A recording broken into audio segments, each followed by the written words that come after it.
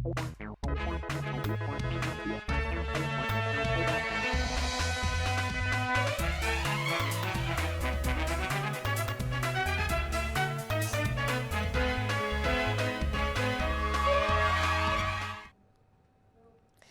आप देख रहे हैं राष्ट्रीय समाचार। मैं हूं आपके साथ श्रुति जोशी। पहले एक नजर हेडलाइंस पर। राज्यसभा में हंगामे से ही शुरू हुई कार्यवाही। जेपी नड्डा और मल्लिकार्जुन खड़गे आमने सामने। नड्डा का राहुल पर हमला, खड़गे ने किया पलटवार। सूरत के जाने माने builder Tushar Ghelani brain dead घोषित। परिवार ने अंगदान की घोषणा की। आत्महत्या का कारण अज्ञात बताया गया। अभी दरभंगा के हरिनगर में मजदूरी विवाद बना बड़ा केस। 70 नामजद और 100+ अज्ञात पर गंभीर धाराओं में एफआईआर। जाति सूचक गाली और मारपीट के आरोप। पटना का नाम पाटलिपुत्र हो, उपेंद्र कुशवाहा की पुरानी मांग। अपराध पर सख्त कार्रवाई का दावा। सूरत में पुलिस का सघन सर्च ऑपरेशन। अपराधियों में हड़कंप। काली स्पीच झुग्गी बस्ती में हर व्यक्ति की पहचान। स्थानीय नागरिकों ने पुलिस की कार्रवाई की सराहना की। अब खबर विस्तार से। राज्यसभा में आज की कार्यवाही हंगामे से ही शुरू हुई है। इस दौरान सदन में जेपी नड्डा और मल्लिकार्जुन खड़गे आमने सामने आ गए। एक तरफ नड्डा ने राहुल गांधी पर हमला बोलते हुए मल्लिकार्जुन खड़गे से कहा कि आप अपनी पार्टी को अबोध बालक का बंधक मत बनाइए, लोकसभा की बात राज्यसभा पर मत करिए। कांग्रेस पार्टी को अहंकार से बचना चाहिए। तो वहीं दूसरी ओर मल्लिकार्जुन खड़गे ने हमला बोलते हुए कहा कि राज्यसभा में बोलते हुए एलओपी मल्लिकार्जुन खड़गे ने कहा, संसद का मतलब लोकसभा है और राज्यसभा है। लोकसभा में एलओपी देश के हितों पर बोलना चाहते थे, लेकिन उन्हें बोलने नहीं दिया गया। आप इस तरह से सदन कैसे चला सकते हैं? खड़गे ने यह भी कहा है कि 4 दिन से लोकसभा नहीं चल रही क्योंकि नेता विपक्ष को बोलने नहीं दिया जा रहा है। दोनों सदन के मिलने से ही पार्लियामेंट बनता है। लोकसभा और राज्यसभा दोनों ही संसद के स्तंभ है। एक अच्छे माहौल में और डेमोक्रेसी खतरे में है और ये इस तरह की बातचीत करना यह बिल्कुल गलत है और इसका मैं खंडन करता हूं, पुरजोर खंडन करता हूं।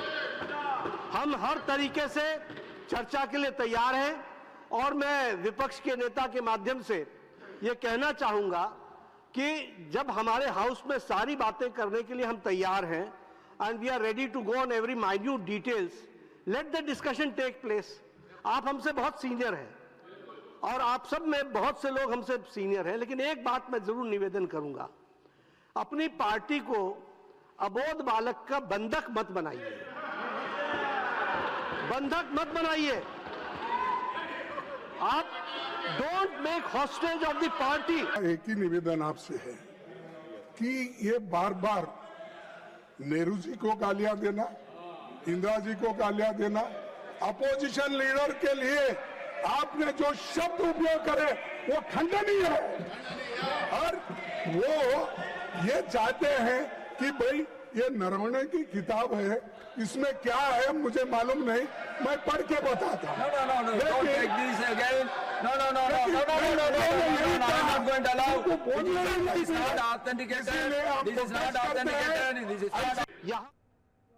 अगली खबर बिहार से। बिहार के दरभंगा जिले के कुशेश्वर स्थान थाना क्षेत्र के हरिनगर गांव में मजदूरी भुगतान को लेकर हुए विवाद के बाद दर्ज बड़े केस को लेकर सियासी प्रतिक्रियाएं भी सामने आने लगी हैं।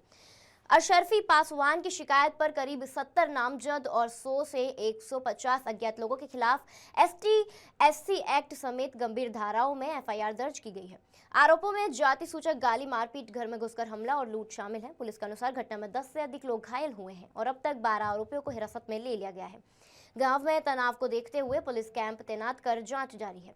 स्थानीय विधायक अतिक रंजन ने कहा है कि प्रशासन ने मामले का संज्ञान लिया है और सभी पहलुओं की जांच जारी है। वहीं इस मामले पर जदयू विधायक शालिनी मिश्रा ने कहा है कि उन्हें इस पूरे प्रकरण की विस्तृत जानकारी नहीं है। उन्होंने कहा है कि मामले का अध्ययन करने के बाद ही कुछ स्पष्ट कहा जा सकेगा, लेकिन जो भी गलत होगा उस पर कार्रवाई जरूर होगी।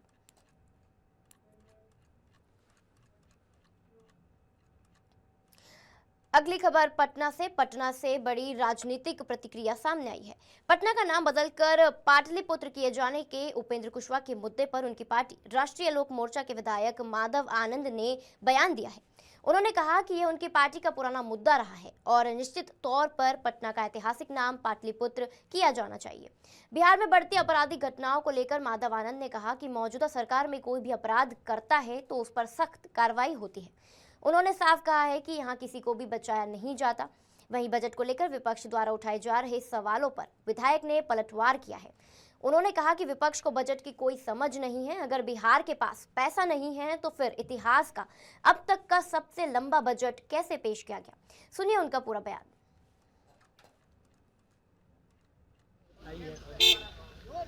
निश्चित रूप से यह मांग हम लोग की पुरानी मांग है और आदरणीय नेता उपेंद्र कुशवाहा जी ने राज्यसभा में इस मुद्दे को उठाया है। मुझे लगता है कि निश्चित रूप से बिहार सरकार को भी इसमें संज्ञान लेने की आवश्यकता है और पटना का नाम अगर पाटलिपुत्र होता है, पहले भी था पाटलिपुत्र, तो अच्छा रहेगा। ये इसमें विपक्ष कह रही है कि आज बजट पर तेजस्वी यादव बोलेंगे, आपको घेरा जाएगा। अब बजट पे तेजस्वी यादव जी बोलेंगे, अच्छी बात है और हम लोग सुनने का काम करेंगे। सदन सुचारू रूप से चले, अच्छे ढंग से चले, अपनी बातों को गंभीरतापूर्वक प्रतिपक्ष के नेता तेजस्वी यादव जी रखेंगे तो निश्चित रूप से हम सब लोग इनकी बातों को सुनेंगे। लेकिन अगर बेतुका बात करेंगे, तथ्यहीन बात करेंगे तो निश्चित रूप से जो है किस तरह के होते हैं। कह रहे हैं कि बिहार को कुछ मिला नहीं। अब बिहार अब सरकार के पास पैसा नहीं तो 3,47,000 करोड़ का बजट कैसे आ गया। आप ये तो विपक्ष वाली बात आप मत कीजिए ना। विपक्ष का काम है विपक्ष की तरह बात करना। सरकार के पास पैसा है तभी तो योजनाएं चल रही है ना, और नीति है, नियति है और ईमानदारी है, तीन चीज सरकार में। सवाल है कि निकम्मे मंत्री 12 मिनट में कैसे इतना बड़ा बजट पढ़ दिए, अगर बजट इतना बड़ा है। जो व्यक्ति इस तरह के वर्ड यूज कर रहे हैं, यह तो मुझे लगता है किसी भी मंत्री के लिए अगर यह शब्द कोई भी व्यक्ति या कोई भी विधायक या सांसद या सूरत में भेस्तान पुलिस ने अचानक सर्च ऑपरेशन शुरू कर अपराधियों के खिलाफ सख्त कार्रवाई की। अभियान में कुल 5 विशेष टीमें गठित की गई, जिनका नेतृत्व एसीपी ने किया और मौके पर पुलिस इंस्पेक्टर व बड़ी संख्या में पुलिसकर्मी मौजूद रहे। विशेष तलाशी अभियान उन क्षेत्र की काली स्पिच झुग्गी बस्ती में चलाया गया जहां हर व्यक्ति की पहचान और दस्तावेजों की जांच की गई। पुलिस ने पूरे इलाके में पैनी नजर रखते हुए किसी भी अवैध गतिविधि को रोकने के लिए सघन सर्च ऑपरेशन चलाया, जिससे अपराधियों में हड़कंप मच गया। शहर की पुलिस ने साफ कहा है कि सूरत में कानून तोड़ने वालों के लिए कोई जगह नहीं है और ऐसे अभियान लगातार जारी रहेंगे। इस कदम से स्थानीय नागरिकों में सुरक्षा का भरोसा बढ़ा और लोगों ने पुलिस की कार्रवाई की सराहना की। पुलिस कमिश्नर श्री सूरत शहर sir, sector 2 sir, DCP zone 6 sir के मार्गदर्शन में आज यहाँ पर जो भेस्तान एरिया है, डीसीपी जोन 6 पुलिस स्टेशन के एरिया से चुनिंदा ऑफिसर्स को बुला के टोटल 5 टीम बनाई गई। 5 टीमों को पर्याप्त पुलिस बल दिया गया। उसमें भेस्तान का जो एरिया है, जो आप देख रहे हैं, बाहर परप्रांतीय से लोग आके यहाँ पर विदाउट एनी प्रूफ बस रहे, उनकी चेकिंग हो रही है।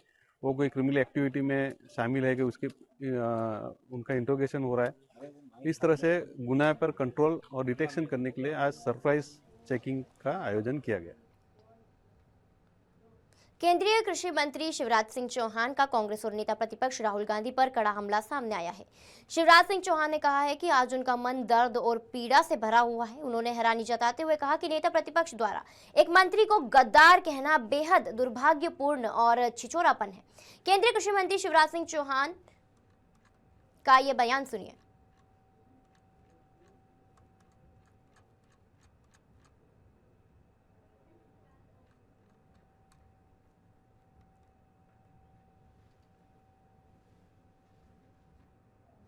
विरोधी छात्र नेता और कमेंट्स करते रहते थे, छिछोरे कमेंट जिसको कहते हैं। नेता प्रतिपक्ष संसद की सीढ़ियों पर बैठकर छिछोरे कमेंट करें, किसी मंत्री को गद्दार कह दें और कहीं सरेंडर जैसे शब्द इस्तेमाल करना, मैं तो हैरान हूं। संविधान की संवैधानिक मर्यादाओं की धज्जियां उड़ा दी। लोकतंत्र को कलंकित करने का पाप राहुल गांधी और पूरी कांग्रेस ने किया है। सीढ़ियों पर बैठ गए विरोधी छात्र नेता और कमेंट जिसको कहते हैं। नेता प्रतिपक्ष संसद की सीढ़ियों पर बैठकर छिछोरे कमेंट करें, किसी मंत्री को गद्दार कह दें और कहीं सरेंडर जैसे शब्द इस्तेमाल करना, मैं तो हैरान हूं। संविधान की संवैधानिक मर्यादाओं की धज्जियां उड़ा दी, लोकतंत्र को कलंकित करने का पाप राहुल गांधी और पूरी कांग्रेस ने किया है। सीढ़ियों पर बैठ गए। सूरत से बड़ी खबर, शहर के प्रतिष्ठित बिल्डर तुषार घेलानी को आज ब्रेन डेड घोषित कर दिया गया है। परिवार ने उनकी अंगदान करने की इच्छा व्यक्त की है। घटना के पीछे आत्महत्या का कारण फिलहाल स्पष्ट नहीं हो पाया है। पुलिस और परिवार दोनों ही मामले की जांच कर रहे हैं। तुषार घेलानी की अचानक मौत ने शहर में शोक की लहर पैदा कर दी है। परिवार ने मीडिया से अपील की है कि इस कठिन समय में उन्हें प्राइवेसी दी जाए। अस्पताल के डॉक्टरों ने बताया कि तुषार घेलानी की हालत गंभीर थी और सभी प्रयासों के बावजूद उन्हें बचाया नहीं जा सका। शहर के व्यापारिक और सामाजिक क्षेत्र में उनका योगदान याद किया जाएगा।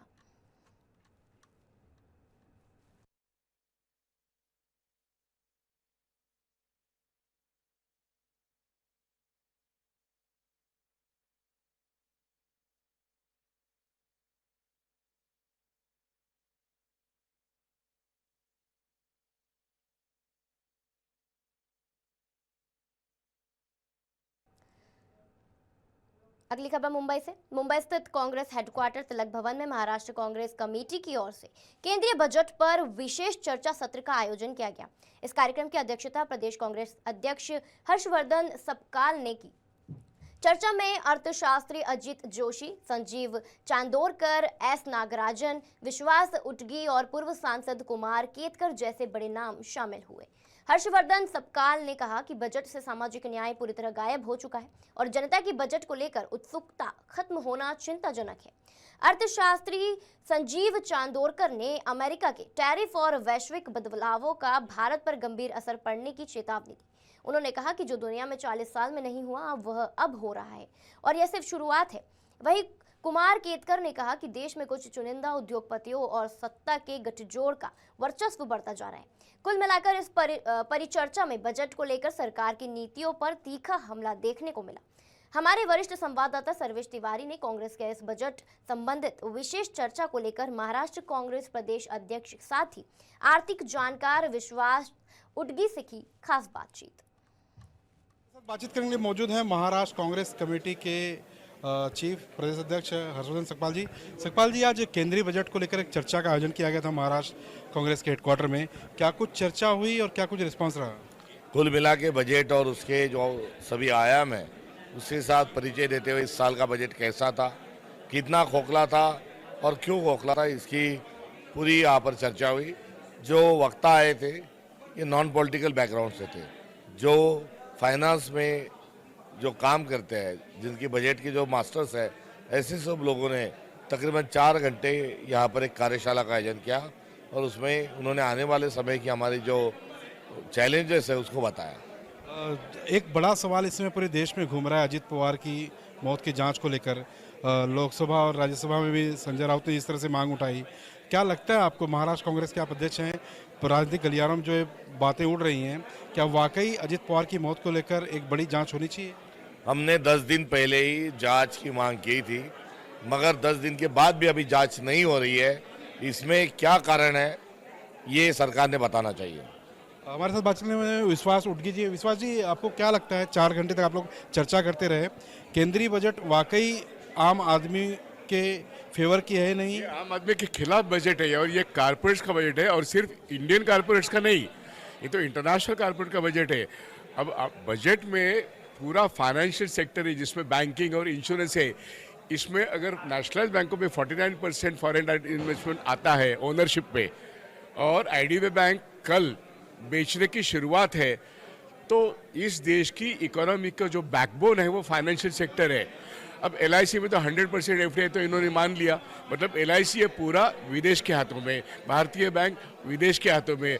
अब इकोनॉमिक सर्वे में लिखा है कि भारत के सार्वजनिक क्षेत्र में भारत खुद 26% ही ओनरशिप रखेगा। इसका मतलब देश का स्टील, ऑयल, कोल सब कुछ विदेश के हाथ में जाएगा। तो ईस्ट इंडियन का मतलब क्या था?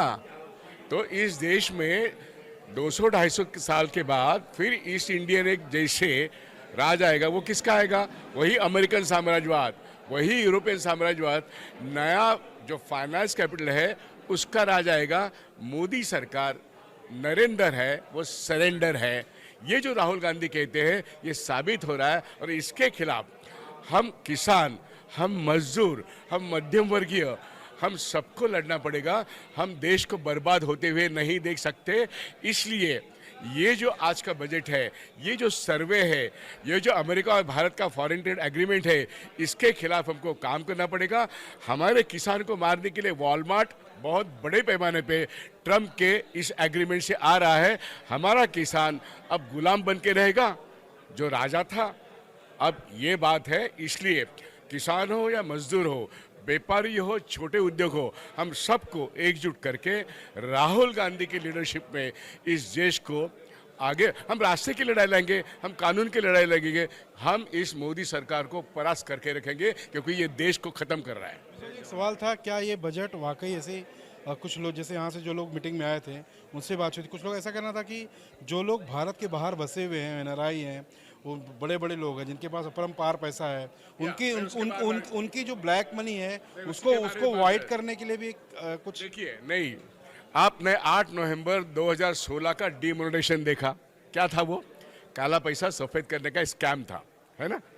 अब वो उस वक्त 17 लाख करोड़ का करेंसी था। आज की तारीख में करेंसी कितना है? डिजिटल इंडिया में करेंसी कम नहीं हुई, डबल हुई। कितना है? 34 लाख करोड़। गवर्नर कौन है? उस वक्त दास था। अब कौन है? संजय मल्होत्रा। अब देखो मैं क्या कह रहा हूँ, बजट में क्या आया है? 1 करोड़ के अवैध संपत्ति आप देश के बाहर बैठ के कर सकते हो।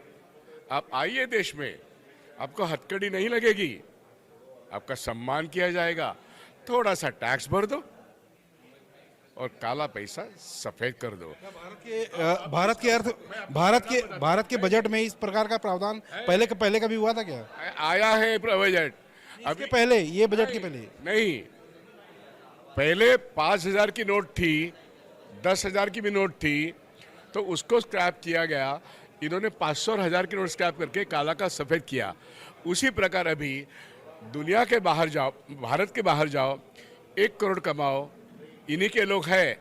मान लो 1 करोड़ कमाने वाले 1 करोड़ लोग बाहर हैं, उनका पैसा यहाँ आएगा तो आपके GDP के कितना गुना बढ़ जाएगा। किसका पैसा? जो चोर है उनका ये सम्मान करेंगे। ये है मोदी का फैसिस्ट गवर्नमेंट। चर्चा के बाद आप लोग का क्या स्टेप रहेगा, आगे वाला स्टेप क्या रहेगा कि महाराष्ट्र या देश के लोग कैसे समझाएंगे आप? हमको तो रास्ते के आंदोलन करने से दूसरा कोई चारा नहीं है। इलेक्शन जितना बोगस होता है, आज का सेबी का CEO, RBI का गवर्नर और प्राइम मिनिस्टर ऑफिस में बैठा हुआ दास, ये ज्ञानेश कुमार जैसे ही भाजपा का सर्वेंट है। विश्वास उड़गी जी जो अर्थशास्त्री थे, इस चर्चा सत्र में शामिल हुए थे, जिनका साफ कहना था कि जो केंद्रीय बजट है वो बिल्कुल भी भारत देश या महाराष्ट्र के लोगों के जो आम आदमी हैं उनके फेवर के लिए बिल्कुल भी सही नहीं है। कैमरा संतोष इसले के साथ सर्वेश तिवारी, राष्ट्रीय समाचार, मुंबई। सरसा निवासी रुड़की की छात्रा की संदेहास्पद मौत हो गई, वहीं परिजनों ने हत्या की आशंका जताई है। अब पोस्टमार्टम रिपोर्ट आने के बाद ही हत्या या आत्महत्या की गुत्थी सुलझ पाएगी। आपकी जानकारी के लिए बता दें कि बीजलपुर निवासी संजीव राय की सुपुत्री पल्लवी कुमारी गंगानगर स्थित विगत 8 महीने से प्राइवेट आवास में किराएदार के रूप में रहकर रुड़की में पढ़ाई कर रही थी, लेकिन वह रविवार को अपने कमरे में फांसी के फंदे से झूलती हुई पाई गई।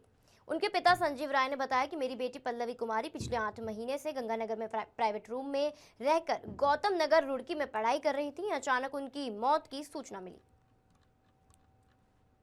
7 साढ़े 7 बजे जो वहाँ से कॉल आता था कि पापा हम ठीक है आ गए हैं। फिर अपना वो सारा काम अपना वो करती थी। इसी तरह परसों जब बहुत उसको कॉल किए, जब नहीं उठाई तो लड़कियों से फिर संपर्क किया गया कि तुम लोग कहाँ हो, पल्लवी फ़ोन क्यों नहीं उठा रही है। तो वो बहाना बना रही थी कि मैं मार्केट में हूँ, 20 मिनट में पहुँचती हूँ। 7:30 से लेकर 20 मिनट उसका 9:30 तक नहीं हुआ। 9:30 बजे के बाद वो आई है PG, और तब तक जब मैंने उनसे नंबर लिया PG के वार्डन से, और जब वार्डन को कॉल किया तो वार्डन जाके वहाँ जब देखी तो वार्डन को बोली कि आपकी बच्ची जो है पंखे से लटक रही है। मुझे कभी भी ये विश्वास नहीं हो सकता है कि मेरी बच्ची जो कोर्स कंप्लीट करके अपने भविष्य के निर्माण के लिए जो प्राइवेट कंपनी में जॉब कर रही है, वो कभी भी ऐसा गलत कदम नहीं उठा सकती है, वो कभी भी आत्महत्या नहीं कर सकती है। उसको प्लानिंग करके मारा गया है और दिखाने के लिए कि ये आत्महत्या है उसको पंखे से लटका दिया गया है। घटना तो उत्तराखंड में हो गया लेकिन जब जब उससे टेलीफोनिक बात होती थी तो कभी ऐसा नहीं लगता था कि ये किसी डिप्रेशन में है या कुछ ऐसा कर सकती है। तो ये घटना तो ये आत्महत्या नहीं हत्या प्रतीत होता है। हम लोगों को पूरा विश्वास है कि ये हत्या है और इसमें कुछ विवादित ये उसके साथ रहने वाली 2 लड़की और 3 लड़का था, वो मनीष, सतीश और सुधांशु, इसी का हाथ जान पड़ता है। इसलिए प्रशासन से हम लोग यही गुहार लगाएंगे कि वो इसकी अपने स्तर से न्यायिक जांच करे और हमें न्याय मिले। खबरों का सिलसिला जारी है, बने रहिए हमारे साथ, देखते रहिए राष्ट्रीय समाचार। धन्यवाद।